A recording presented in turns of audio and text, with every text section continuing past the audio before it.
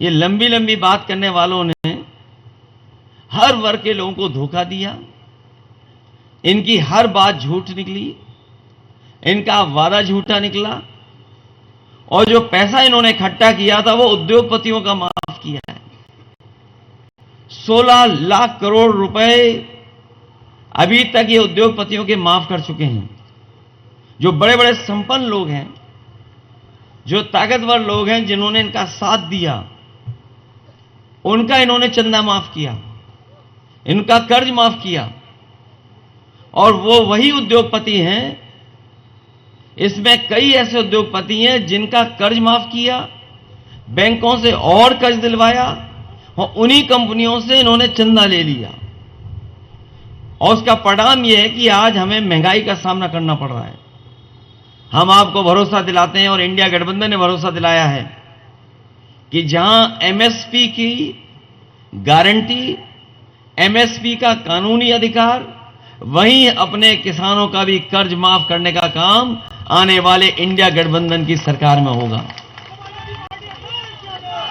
यहां जो कर्ज लेने वाले भी किसान हमारे आसपास होंगे, वो बहुत बड़ा कर्ज नहीं होगा उन पे बैंकों का, लेकिन बीजेपी के लोगों ने उन्हीं का कर्ज माफ किया जिन्होंने 5 करोड़ से ऊपर का कर्ज लिया। अगर वो मदद करना चाहते तो गरीब लोग जिन्होंने कम कर्ज लिया उनका भी माफ कर सकते थे, लेकिन उन्होंने जो पैमाना तय किया वो ये किया कि कर्ज उन्हीं लोगों का माफ होगा जिनने 5 करोड़ से ज्यादा का कर्ज लिया है। यहां कोई होगा ही नहीं ऐसा जिसने 5 करोड़ से ऊपर कर्ज लिया हो।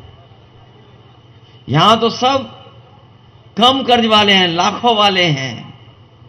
इसलिए इंडिया गठबंधन ने बहुत सोच समझ करके ये फैसला लिया है कि अपने किसानों का कर्ज माफ होगा, और जहां किसानों के लिए हमें कानूनी अधिकार देना पड़ेगा एमएसपी के लिए, क्योंकि बीजेपी के लोगों को जैसे ही पता लगा चुनाव आने वाला है, इन्होंने चौधरी चरण सिंह जी किसान नेता, उनको भारत रत्न दे दिया।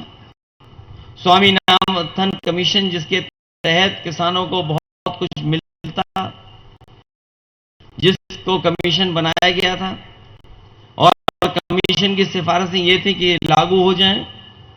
अगर वो लागू हो जाएंगी तो हमारा किसान खुशहाल हो जाएगा, लेकिन इस सरकार ने कभी लागू नहीं होने दिया, और जानबूझ करके चुनाव से पहले उन्हें भी भारत रत्न दे दिया, केवल इसलिए कि किसानों को गुमराह कर सकें, किसानों से कुछ वोट ले सकें।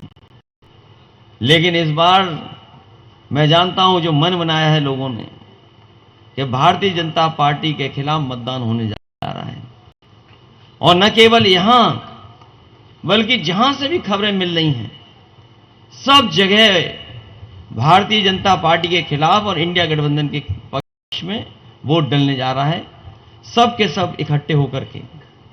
जहां किसान दुखी रहा, वहीं नौजवानों का आपने देखा होगा बड़े पैमाने पे नौजवान बेरोजगार हो गया, और 90% नौजवान के हाथ में न नौकरी है न रोजगार है। केवल बयान नहीं निकला तुम्हारा 1/3 जीवन खत्म हो गया। ये तो ब्याह तो अलग बात है, नौकरी मिल जाएगी तो ब्याह भी हो जाएगा। समाजवादियों की सरकार बनेगी तो रोजगार नौकरी का कुछ इंतजाम होगा तो ब्याह भी हो जाएगा तुम्हारा, और बिना नौकरी के तो ब्याह होना संभव नहीं है। तो सोचिए आप, केवल ब्याह और शादी का सवाल नहीं है।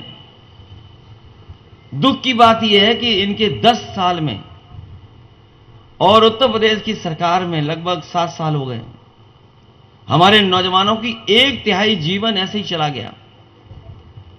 सोचिए, 1/3 जीवन जाना, 10 साल खो देना, और 10 साल बाद भी नौकरी मिलेगी कि नहीं मिलेगी।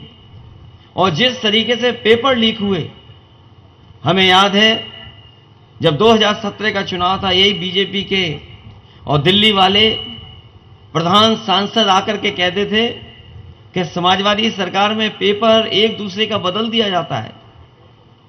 लिखता कोई और है परीक्षा। लेकिन सोचिए, पिछले बीजेपी के उत्तर प्रदेश की सरकार में लगभग 10 पेपर लीक हुए हैं, 10 परीक्षाएं कैंसिल हुई हैं। और 10 परीक्षाएं जो लीक हुई हैं उनका अगर हिसाब किताब लगाएं, मैंने कई मौकों पर लगाया, 60 लाख बच्चे हैं जिनका भविष्य अंधकार में सरकार ने डाल दिया। और अगर 60 लाख बच्चों के परिवार के 2 सदस्यों को हम गिन लें, केवल मां बाप उनके खिलाफ अगर गिन लें हम, तो 3 मिला लें, अगर 60 लाख का हम गुणा करते हैं 60 लाख में, 3 का गुणा करते हैं 60 लाख में, तो 1 करोड़ 80 लाख बनता है। और यही 1 करोड़ 80 लाख को अगर हम भाग देते हैं 80 लोकसभा से, तो हर लोकसभा में भारतीय जनता पार्टी का 2,25,000 वोट कम हुआ है।